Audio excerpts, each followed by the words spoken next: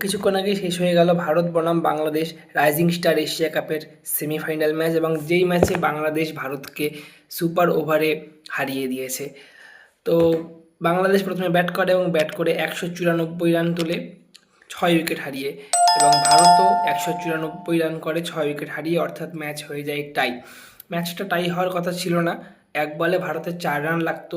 সেখানে ভারত হর্ষদীপে স্ট্রাইকে ছিল এবং একটা শট খেলে 2 রান পুরোপুরি কমপ্লিট করে, এবং বাংলাদেশ প্লেয়ারদের কিছুটা মিসফিল্ডিংয়ের জন্য এবং ওভার থ্রোয়ের জন্য তৃতীয় রানটাও ভারত কমপ্লিট করে নেয় এবং ম্যাচটা সুপার ওভারে চলে যায়।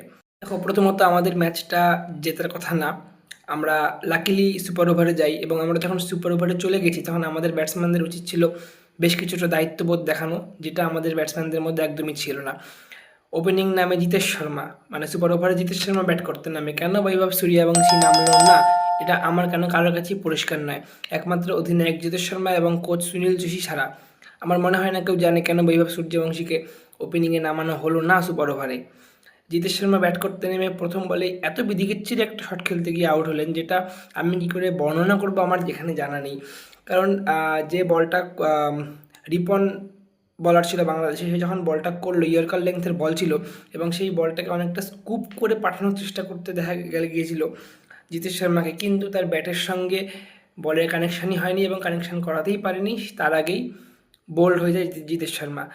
ওয়ান ডাউনে নামে আশুতোষ শর্মা এবং নেমে একটা বড় শট খেলতে গিয়ে ক্যাচ আউট হয়ে যায়, অর্থাৎ ভারত 0 রানে 2 উইকেট হারায়, এবং সুপার ওভারে 2 উইকেট হারানো মানেই সেই ইনিংস শেষ। তো এক কথায় বলতে গেলে ভারত সুপার ওভারে 0 রানে অল আউট হয়ে যায়, অর্থাৎ কোনো রান করতে পারে না। তারপর বাংলাদেশ নামে সুপার ওভারে ব্যাটিং করতে, এবং ব্যাটিং করতে নেমে বাংলাদেশ প্রথমেই ছড়িয়ে দেয়। তাদের ব্যাটার ইয়াসার আলী ভারতীয় বোলার সুয়েশ শর্মাকে লং অনের উপর দিয়ে 6 মেরে ম্যাচ জিতে যায়, কিন্তু দুর্ভাগ্যবশত ক্যাচ আউট হয়ে যায় বাউন্ডারি লাইনে।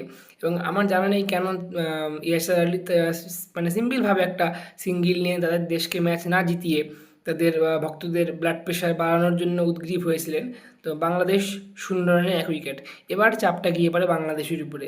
5 বল জিততে দরকার 1 রান, কিন্তু আরেকটা উইকেট হারালেই আবার সুপার ওভারে ম্যাচ যাবে। সেই মুহূর্তে সেকেন্ড বল ওয়াইড দেয় আম্পায়ার এবং বাংলাদেশ জিতে যায়। যদিও আমার মনে হয় সেটা ওয়াইড ছিল না, বাট কি করা যাবে। ভারত বাংলাদেশের কাছে সেমিফাইনালে হেরে গেল, এবং বাংলাদেশ রাইজিং স্টার এশিয়া কাপের ফাইনালে চলে গিয়েছে। এবং আমি এই মুহূর্তে যখন ভিডিওটি শ্যুট করছি, এখন পাকিস্তান বনাম শ্রীলঙ্কা সেকেন্ড সেমিফাইনাল চলছে, এবং সেখানে যে জয়ী হবে তার সঙ্গে বাংলাদেশ ফাইনাল খেলবে। আমার তো মনে বলছে বাংলাদেশ বনাম পাকিস্তান ফাইনাল হবে রাইজিং স্টার এশিয়া কাপের, কিন্তু সে যাই হোক, দুর্ভাগ্যবশত আজকে ভারত ম্যাচ হেরে যায়।